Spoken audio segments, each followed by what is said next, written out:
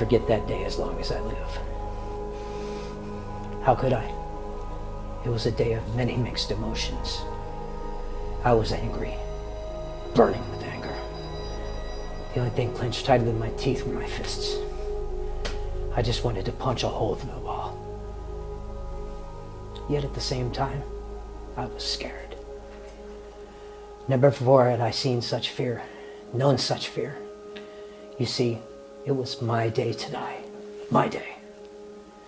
As I sat in the darkness of my cell, which was more like a dungeon, felt more like a tomb, I knew that by the end of the day, I would be dragged out of there, kicking and screaming by these filthy Romans.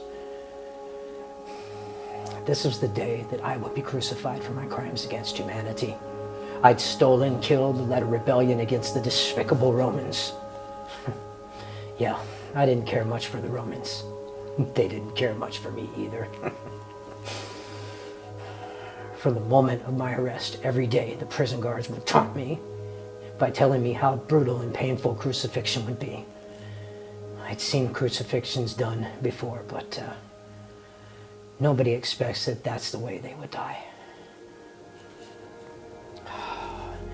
And of course, the way the guards described it, it made me hate them even more. They smiled, they smirked at me, and taunted me once more as they told me how they would lay me on a wooden beam, stretch both of my arms out and drive a spike through my tendons and ligaments. The ligaments of my very wrists. They'd start with the right arm, and of course the left, and of course if I resisted they would dislocate my shoulders. Pains me to talk about it. Not only were they experts in it, but they said they would take great pleasure in it because of my crimes against Rome of all places. Like they had room to talk. Then they would take me, they would take my feet, both of them, and they would drive a long steel spike through both of them to the lower part of the cross. I remember them laughing as they exchanged horror stories of the things that they had seen. They told me that I would hang there. I would hang there on the cross, and that my body would start to go limp, and that my lungs would close off, and I would just gasp. I would be there gasping for breath. And after hours and hours, sometimes even days, out of sheer exhaustion, I would give up. I would give up, and that my lungs would fill with fluid, and I would finally die. Only Romans could invent something so cruel and sadistical. Today, would finally be my day to experience what they had described, what I had seen with my own two eyes. But I wasn't alone that day. Beside me was another man. They brought him into the middle of the night. Maybe early morning, I don't remember. This is a kind of relative in prison. He didn't look much like a criminal. I'd seen him before and heard him speak just a few times. There was nobody I'd ever seen like him in my life. He was Jesus, the rabbi. How did a rabbi get arrested anyway? It doesn't make any sense. Especially one who says things like, love your enemies and the meek shall inherit the earth. He was certainly different. He was more different than any criminal I've ever seen before. And believe me, I know a lot of criminals.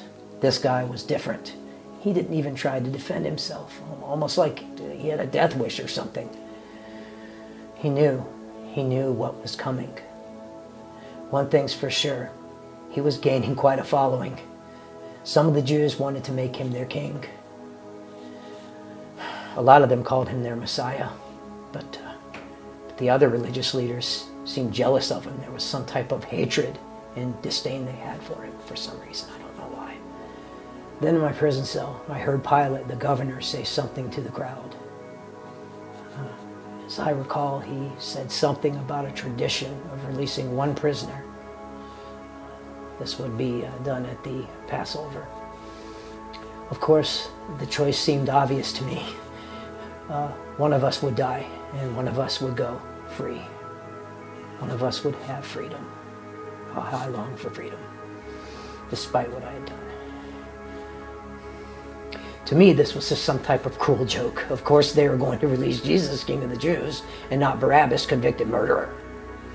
Why would they even think? Why would there even be some kind of decision process in this? Like there's much of a choice at all. A few people started to cry out my name, which angered me all the more because I knew they must have been mocking me. They kept chanting, Barabbas, Barabbas, Barabbas. It was horrendous. Then they chanted, then the chains chanted to crucify him, crucify him, crucify him. I thought for sure this was my day to die. They were calling for me. My days were over. I now stared death in the face. I would get what I finally deserved. The prison guards had their orders, and they were on their way to my cell. I'll never forget the sound of their footsteps as they approached my cell. They marched in a uniform. They marched in a uniform pace that matched the rhythm of my racing heartbeat. I heard the sounds of their swords clanking and the sounds of their keys swinging. They were swinging back and forth on the key ring. By the time they got to my cell, I was cowering in the corner. I wanted to think that I was the tough guy, but the truth is I was afraid to die. After the key went into the door, they slammed the door open and they just stared at me. They were staring at me with hatred in their eyes. This was it, with clenched teeth.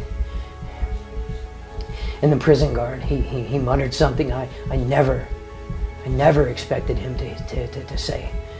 I still can't believe to this day what he said. He said that you have been pardoned. I have been pardoned. Jesus will die in your place.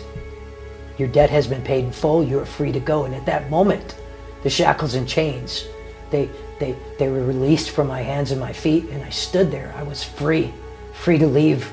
I couldn't believe it. Does that set in with any of you? I was free to go. I was set free. I know I was set free from the punishment that I deserved. And as I watched the man they called Jesus being led away to be crucified, somehow I knew that the very cross he carried was meant for me. That was my cross, and he took my place.